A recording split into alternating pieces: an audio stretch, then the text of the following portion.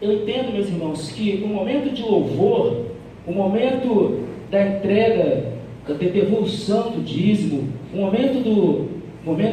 hora do momento missionário, é aquela atitude em que nós falamos com Deus.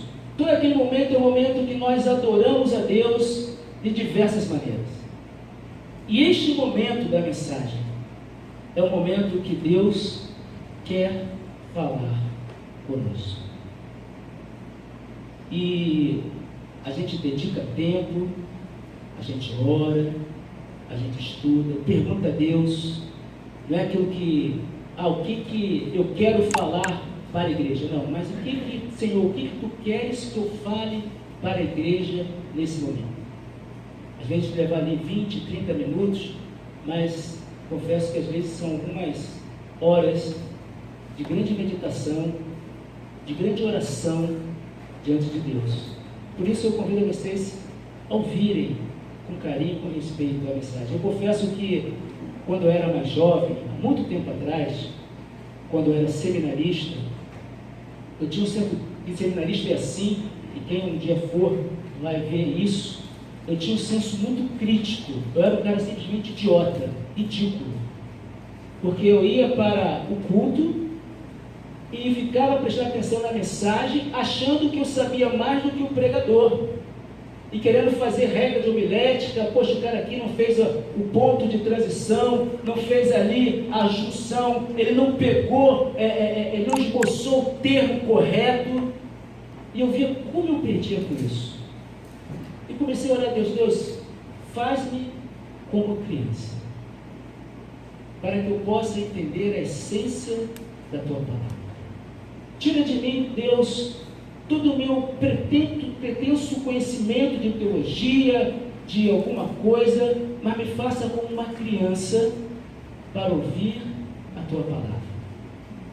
E como eu tenho sido abençoado por isso. Ser humilde diante da palavra de Deus. Sexta-feira agora eu e o irmão Enoque, estivemos presos por mais ou menos 6 horas, lá no presídio Evaristo de Moraes. O irmão Enoque quase fica por mais tempo. Sério, gente, ele foi com a mesma roupa do preso. E ele passou um certo sufoco para sair. O presídio todo conheceu o irmão Enoque. Esse é o Enoque, aí foram liberando os portões. Plec, plec, plec. Quando chegou lá fora, eu falei, graças a Deus. Né? O engraçado é que o capelão, para vocês entenderem, ele chegou, ele não assustou o Enoque no começo. Fizemos todo o trabalho, aí quando chegou no final de tudo, ele chamou o Enoque no canto e falou assim, meu irmão, olha só. Ele falou sério, eu pensei que no começo estava brincando. Vou te explicar uma coisa. Olha para lá, está todo mundo igual a você. Provavelmente você ficará preso.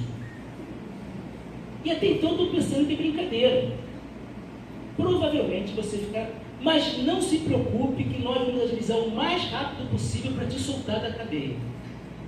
Gente, o negócio foi tenso. Eu não sei se o Enoque foi tão tenso assim, mas para mim foi tenso. Foi tenso, foi Enoque. Foi tenso pra caramba. Mas dentro daquele presídio, logo de cara, e a gente ficou preso ali, e é muito interessante, meus irmãos, que tem a ver com o tema da mensagem, que é multiplicando o amor de Deus, é o tema da nossa campanha, e aí eu dou uma continuação, levando esperança em meio ao caos, porque nós estamos vivendo no meio de caos, caso vocês não percebam. Ontem visitando uma pessoa muito bem instruída, muito bem conhecedora dos problemas políticos brasileiros, questões financeiras, ele falou, olha, abra o olho, porque o negócio vai ficar muito ruim. Ele abriu o verbo, não vou aqui falar sobre isso, algumas questões que estão para acontecer no Brasil.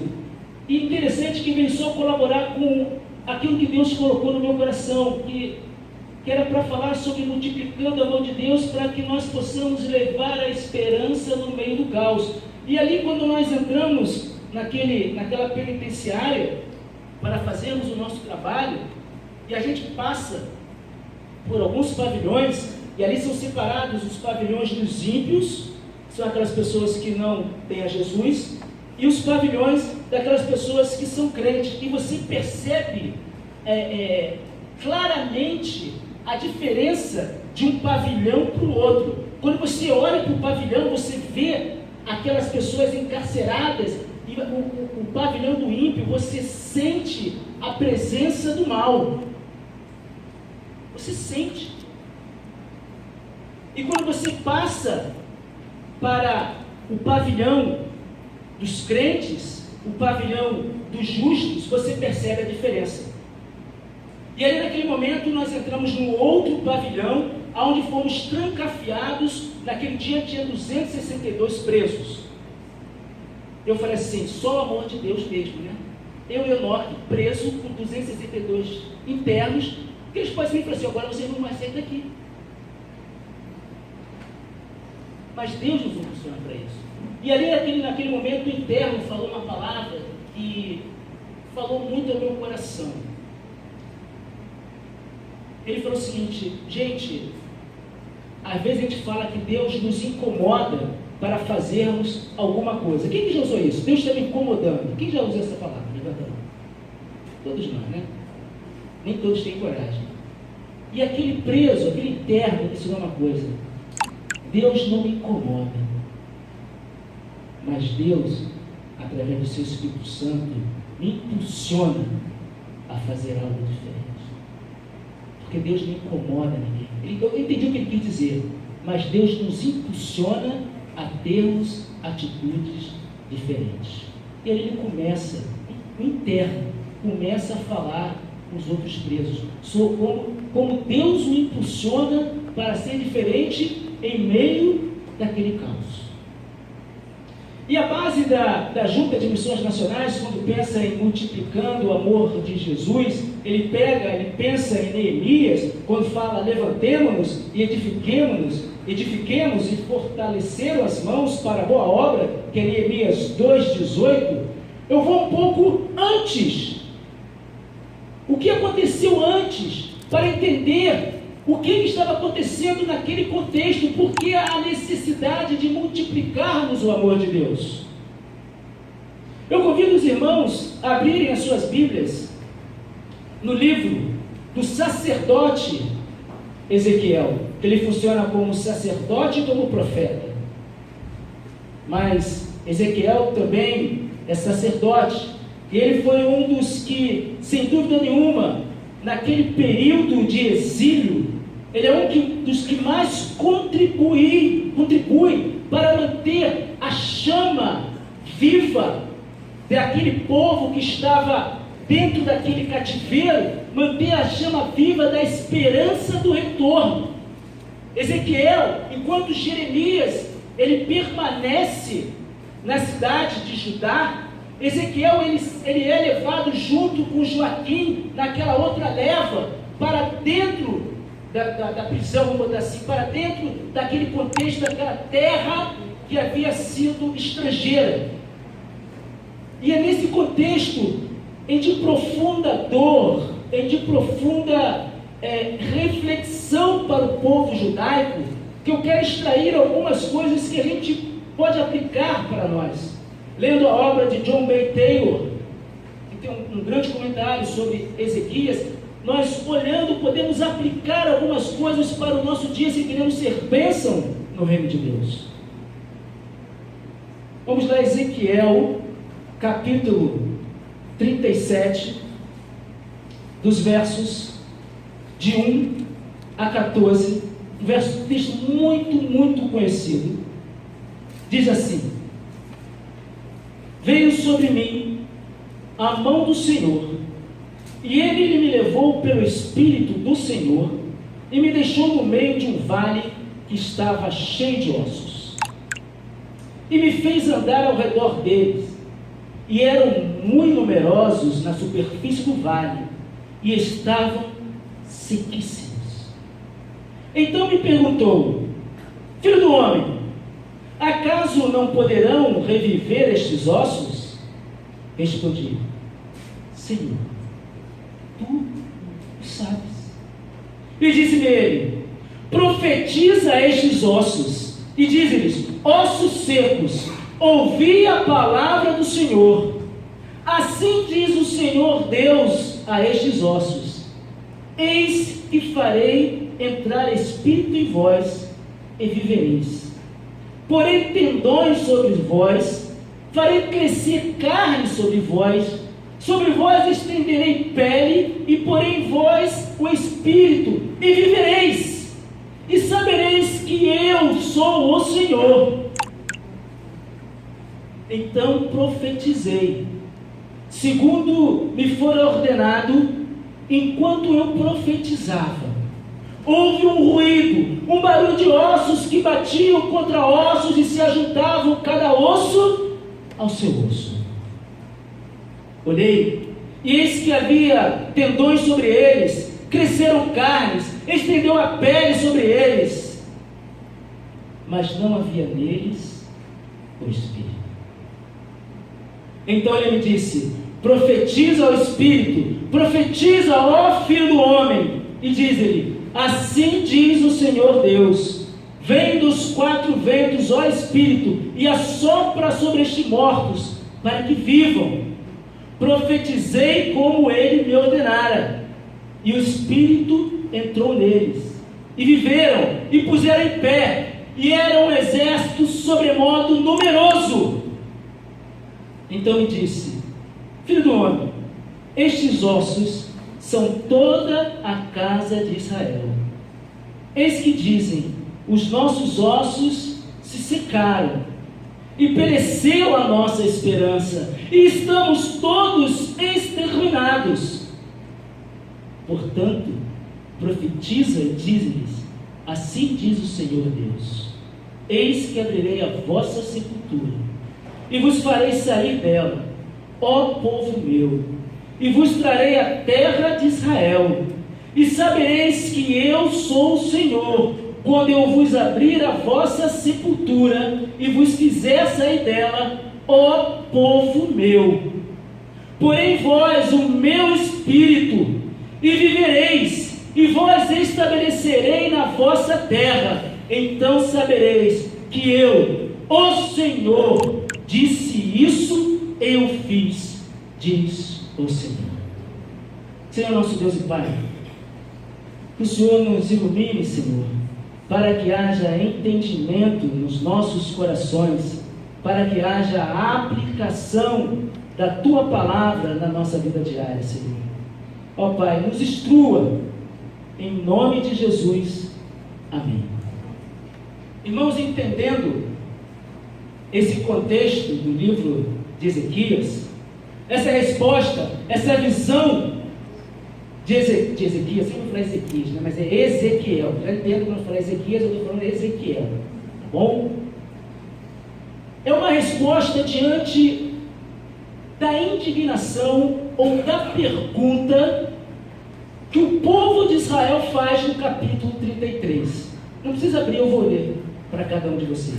Diz assim: tu, pois, filho do homem, diz à casa de Israel: assim falais de vós, visto que as nossas prevaricações e os nossos pecados estão sobre nós, e nós desfalecemos nele. Como, pois, viveremos? Diz-lhes então: tão certo como eu vivo, diz o Senhor, não tenho prazer na morte do perverso, mas que o perverso se converta no seu caminho e viva. Convertei-vos nos maus caminhos, pois porque a vez de morrer, ó casa de Israel. É uma palavra de consolo. Aquele povo, meus amados irmãos, devido à sua prevaricação, devido à sua iniquidade, devido ao seu pecado, estava passando por uma situação muito ruim. Aquelas pessoas, meus irmãos, estavam sem esperança. Aquelas pessoas viviam no meio do caos. E naquele momento, Deus levanta dentro do cativeiro aquele sacerdote como profeta, para multiplicar o amor de Deus àquelas pessoas que estavam sem esperança, aquelas pessoas que estavam desoladas, aquelas pessoas que estavam já se sentindo como ossos secos, sem vida, sem nada. E não é diferente, meus irmãos, nos dias de hoje. Quando você visita um projeto missionário, o nosso IPG, particularmente, o cárcere, você vê, meus amados irmãos, pessoas ali praticamente sem vida, falando que de nada vale. É interessante quando nós vemos, quando o amor de Deus chega, quando a luz de Cristo chega naquele lugar, há grande transformação. E nós fomos num dia, nós fomos privilegiados, porque nós fomos no dia onde foi o primeiro dia do congresso não, vou botar assim, do festival de música do Evaristo de Moraes. E era música de autoria dos próprios detentos, arranjos melódicos feitos pelos próprios detentos. E meus irmãos, é que eu não pude trazer, mas cada letra feita ali mostra, meus irmãos, que em meio ao caos, quando Cristo entra, há uma verdadeira transformação do homem, que embora preso, embora encarcerado, ele pode dizer que livre sou. Ele pode se sentir curado das suas mazelas. Ele pode sentir que, embora a família, que 90% daquelas pessoas ali encarceradas não recebem visita, embora abandonados pela própria família, Cristo jamais os abandonou. E eles falavam o seguinte: a prova disso é vocês aqui. Que responsabilidade! Será que nós temos sido diferença? Será que nós temos sido esperança? Será que nós temos levado o amor de Deus em meio a uma sociedade que vive um caos? Naquele contexto, meus amados irmãos, Ezequiel havia enfatizado a desolação daquele povo, que havia ocorrido na terra prometida, a terra que Deus havia prometido. Eles se corromperam, eles deram ouvido a outras coisas, e por causa disso, pelo amor, porque Deus ama, corrige a quem ama. E aprendam isso, gente: corrigir é um gesto de amor. Não existe amor sem correção. Quem ama, corrige. Se você não corrigir, você está estragando uma pessoa. Isso não é o pastor Selmi que está falando, não. Vai discutir com a Bíblia. A Bíblia ensina isso. Quem ama, corrige. E eu já testemunhei isso, já senti isso na pele. Eu já falei uma vez, eu cheguei perto de uma pessoa hierarquicamente superior a mim. Cheguei e falei assim: poxa, mas por que só eu tomo bronca? Por que só eu sou repreendido? Todo mundo está fazendo errado, mas só nós dá bronca, só a mim que o Senhor dá bronca. Ele falou assim: eu te dou bronca porque eu te amo. E eu vejo em você um potencial para você estar no meu lugar. Enquanto eu estiver te corrigindo, enquanto eu estiver te alertando, é porque eu te amo e tenho esperança em você. E eu não quero que você seja igual a estes, e que eu não dou mais de valor nenhum. A ida para o cativeiro babilônico era a correção de Deus, devido à idolatria, devido à falta de ouvir profetas, devido a querer viver com as suas próprias razões, com as suas próprias consciências, segundo o seu próprio entendimento e segundo os conselhos dos profetas que eles elegeram, não querendo eleger a Deus como seu único e suficiente profeta e Deus. É isso que Ezequiel está falando. Nessa visão, meus irmãos, ele vê essa questão daquele povo destruído. E é interessante que nessa visão de Ezequiel, ele ressalta que os ossos estão sequíssimos. Aqui é uma expressão idiomática para você entender que quem olhasse para aquele povo diria o quê? Que não havia mais esperança. Porque quando você fica doente, e quando você tem aquela morte, por algum momento, como teve aqui na igreja, com a Luciana e tantas outras, você está vendo o corpo, você ainda luta, você sabe que ainda há esperança de quê? De que vai vir a ressuscitar, a pessoa vai lá ressuscitar, há maneiras para a pessoa voltar à vida. Quando você está vendo o corpo ali, que não está apodrecido, o corpo ainda quente, você ainda luta por aquilo. Ainda existe esperança para que aquela pessoa volte a viver. Mas quando você vai em algum lugar e vê aqueles ossos secos, que esperança você tem que aquilo volte a viver? E era assim que se sentia aquela nação. E assim que hoje, meus irmãos, muitas pessoas se sentem como ossos secos, sem esperança, achando que a sua sorte acabou, que não tem mais jeito para isso. Por isso eu aprendo, dentro desse texto,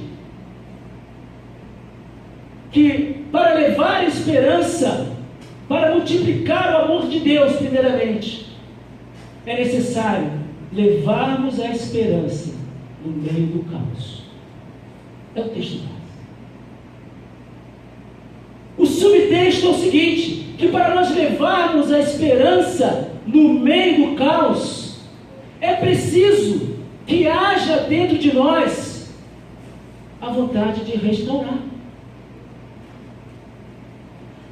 O Espírito do Senhor pôs Ezequiel no meio daquele vale. Ele estava naquele vale vendo um cenário onde com certeza aconteceu uma grande batalha e um grande massacre. E ali ele só consegue ver o quê? Um vale cheio de ossos. Porque aqueles mortos foram deixados aonde caíram e ninguém se preocupou em sepultá-los. O horror era tão grande que eles não tiveram tempo de sepultar os seus mortos, jogaram os mortos à sua própria sorte. É um quadro triste. E hoje, meus irmãos, eu não digo igreja do Maracanã não, tá? Eu falo igreja. Tem igreja que estão deixando os seus mortos à própria sorte. Deixando os filhos de Deus num vale, abandonados, sendo comidos por abutres, até os seus ossos ficarem como pedra. E qual é a nossa atitude diante disso?